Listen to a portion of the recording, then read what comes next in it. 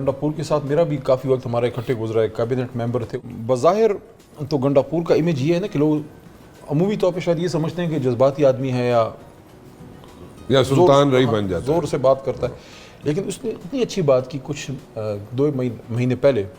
اس نے کہا کہ دیکھو جو ہمارا احساس پروگرام تھا جس میں ہم سپورٹ کرتے ہیں یوتھ کو اسکالرشپس میں ان چیزوں میں، اس نے کہا کہ جو کسی کو ہم وظیفہ دیتے ہیں ایک وقت تک تو ٹھیک ہے، لیکن بجائے اس کے کہ میں لوگوں کو سرکار کا پیسہ اٹھا کے وظیفہ دوں، کچھ وقت تک اس کو سپورٹ کرے گا. What I need to do is کہ ان کی اسکلس کو میں ڈیولپ کروں، اسکل بیسڈ اسکالرشپس دیں تاکہ گنڈاپور ہاں ان کی تھاٹ ہے، تھاٹ پروسیس. یہ وہی بات ہے جو حضور نبی کریم صلی اللہ علیہ وسلم کی بات ہے. انہوں نے فرمایا تھا کہ آپ مفہوم ہے، کمی بیشی اللہ معاف کرے، کہ آپ کسی کو مچھلی نہ دیں، آپ جال دیں تاکہ وہ مچھلی خود پکڑ سکے، یعنی کہ اپنے پیروں پہ کھڑے ہو جائیں نا. تو علی امین خان کی سوچ تو یہ ہے کہ میرے صوبے کی پختونخوا کی جو یوتھ ہے ان کو ہم اسکل بیسڈ اسکالرشپس دیں. وہ کوئی لاکھ سے شاید اوپر ہی فی الحال فگر ہے کہ اسکل بیسڈ اسکالرشپس دینا تاکہ بچے ایجوکیشن لیں، اور ایسی ایجوکیشن ہو کہ the moment they get the degree job خود ہی وہ سیلف اسکلڈ ہوں، سیلف امپلائڈ ہوں، بجائے اس کے سرکار کے در پہ جا کے پھر سفارش بڑی اچھی جاب کے لیے. تھاٹ پروسیس ہے گنڈاپور کا، بڑا اچھا تھاٹ پروسیس. ہاں جی، کے پی از دا اونلی پروونس جس میں مدرسہ کی پورا 7 دن کا انٹر مدرسہ گیمز کا پورا ایونٹ ہوا. جو مدرسوں کے بچے ہیں ان کو بھی اسی طریقے سے جس طرح ہمارے باقی گیمز ہوتی ہیں پورے پاکستان میں صرف کے پی نے کروایا. So there are lot of things. سب سے زیادہ جو میں نے دیکھا نا جی، آپ بھی 2002 سے پارلیمنٹ میں ہیں، میری تو الحمدللہ یہ تیسری کنزیکٹیو ٹرم ہے.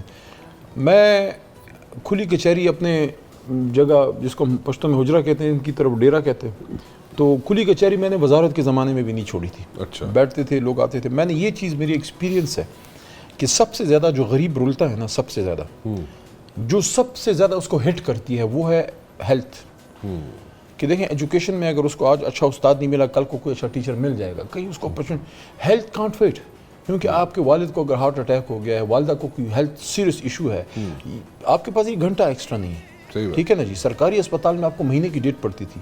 میں نے یہ دیکھا کہ جب ہم نے ہیلتھ کارڈ انٹروڈیوس کیا تو میرے حجرے میں آدھے سے زیادہ رش کم ہو گیا. اچھا، وہ صحت کارڈ جو تھا، ہاں ہیلتھ والے لوگ آنا کم ہو. یعنی کہ ہیلتھ کارڈ میں آپ کو کہتا ہوں 2024 کے الیکشن میں ایک تو خان کا نیریٹو خان صاحب کا، دوسرا health card was the winner. مجھے اس کی نہیں سمجھ آتی کہ ہم جب یہ کیئر ٹیکرز آئے یا اس سے پہلے جب میاں صاحب کے 16 مہینے آئے، یار آپ ہم سے بدلا لو نا.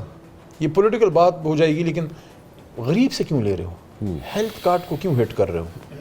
ان چیزوں کو نہیں ہٹ کر. تو خیبر پختونخوا میں جو بہت زبردست کام ہوا ہے وہ ہے ہیلتھ کارڈ.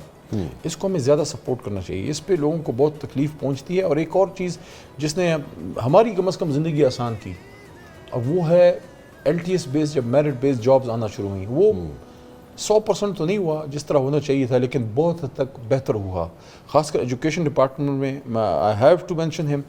عاطف خان نے بڑا زبردست کام کیا تھا 13 سے 18 میں ہیلتھ ایجوکیشن ڈپارٹمنٹ میں. اس نے این ٹی ایس فلی اس نے کیا. میرا خیال ہے اس بندے نے کوئی ہزاروں نوکریاں دیں لیکن شاید اس نے ایک بھی اپنی مرضی سے نہ دی ہو، حالانکہ منسٹر تھا. اس نے چینج کیا ایک کانسیپٹ کہ یار میرٹ بیسڈ جابس جو ہیں وہ آئیں. کیونکہ اگر آپ میرٹ بیسڈ جاب نہیں دیں گے نا، صرف جاب دینے نہ دینے کا ایشو نہیں ہے. اصل تباہی ادھر ہے کہ آپ میسج کیا دے رہے ہو یوتھ کو، جو رات کے 2 بجے تک بیٹھ کے بیچارہ پڑھ رہا ہے بچہ آپ کا یا بچی، اس کو میسج آپ یہ دے رہے ہو کہ یہ پڑھنا آپ کا فضول ہے. آپ کوئی تعلق ڈھونڈو، آپ کوئی ڈھونڈو، ایم ایل اے ڈھونڈو، ایم پی اے ڈھونڈو. تو یہ جو چیز ہم نے یہ اگر مرکز میں بھی آ جائے اور پورے ملک میں آ جائے کہ میرٹ بیسڈ ہو اور آپ پرفارم کریں، جو اچھے نمبر لے وہ آگے جائے. کیونکہ ساری قوم کے بچے ہیں نا. 2000 پھر وہ پرانی بات یاد آ جائے گی، 13 کی بات ہے، 2013 کے پی ہاؤس میں میٹنگ تھی. ایم این ایز نے مجھے آگے کر دیا خان کے کہ خان کو یہ بات کرو. میٹنگ تھی، شاہ صاحب تھے، خان صاحب تھے، سب بیٹھے ہوئے تھے. تو انہوں نے کہا خان صاحب کو کہو ہمیں کلاس 4 جابز دیں. جیسے ایم پی ایس کو کلاس 4 کی کوٹا ملتا ہے. کلاس 4 سب کلاس 4 میں کوئی پڑھائی لکھائی زیادہ نہیں چاہیے. وہ بیچارہ 15-20 ہزار کا سرکاری ملازم ہوتا ہے، گیٹ شیٹ کھولنا اور یہ چیزیں، تو وہ ایک کوٹا ہوتا ہے. تو مجھے تو نہیں پتا تھا کہ کلاس 4 کیا چیز ہے، تو خان کو بھی نہیں پتا تھا. تو نئے ہم ایم این اے بنے تھے تو ایم این ایز میں یہ تھا کہ جو ایم پی ایس کو جابیں مل رہی ہیں تو ایم این ایز کو ہی ملے. تو میں نے خان صاحب یہ ایم این ایز صاحبان سب کہہ رہے ہیں کہ ہمیں کلاس 4 دیں. خان صاحب نے کہا کلاس 4 کیا چیز ہے؟ میں نے کہا سر وہ والی جاب. کیونکہ خان صاحب نے تو کبھی ان چیزوں میں نہیں پڑھتا نا، وہ اس نے یہی لیول کی سیاست کبھی نہیں کی. تو انہوں نے مجھے ایک سوال کیا، انہوں نے کہا علی آپ بتاؤ آپ کے کتنے ووٹ ہیں؟ اس زمانے میں 46,000 پہ میں جیتا تھا. میں نے کہا سر 46,000. کہتے ہیں کتنے ہزار کلاس 4 بھرتی کر لو گے. میں نے کہا سر میں سمجھ گیا.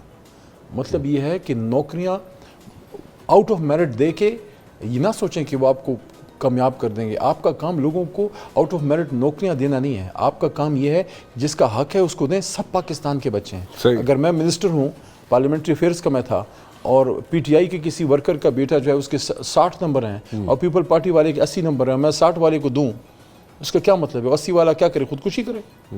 صحیح بات. ویری کوئکلی شیخ صاحب ایک چیز پوچھنی ہے آپ سے. 2 چیزیں پوچھیں. نہیں ایک کار پوچھا کہ ٹائم ختم ہو رہا ہے نا, تسی تو لمکانے دے. دوسری والی بات میں پوچھ لینا, دوسری والی بات شو کے بعد پوچھ رہا. ہاں ٹھیک ہے. میں صرف یہ پوچھنا تھا, ویسے خاتون بھی ہے, میرے بڑا عزت و احترام کا رشتہ ہے, ان کے سامنے میں نہیں چل سکتا. 10 جناب. پوچھنا یہ چاہتا ہوں میں کہ آپ کو سب سے مطلب سیکنڈ لارجسٹ لیڈ نظر نہ لگانے. میں نہیں لگاؤں گا, مجھ سے بچ کریں. نہیں میری نہیں نظر لگتی, میرے تے نظر لگتی ہے, میرے تے نظر لگتی ہے. اللہ خیر کرے, بھی بار جا کے دیکھوں گا نا. جی ہاں وہ دیکھتا ہوں. وہ دوسرے لوگ نہ آئے ہوں. نہیں ان کی وجہ سے آپ لیٹ آئے تھے.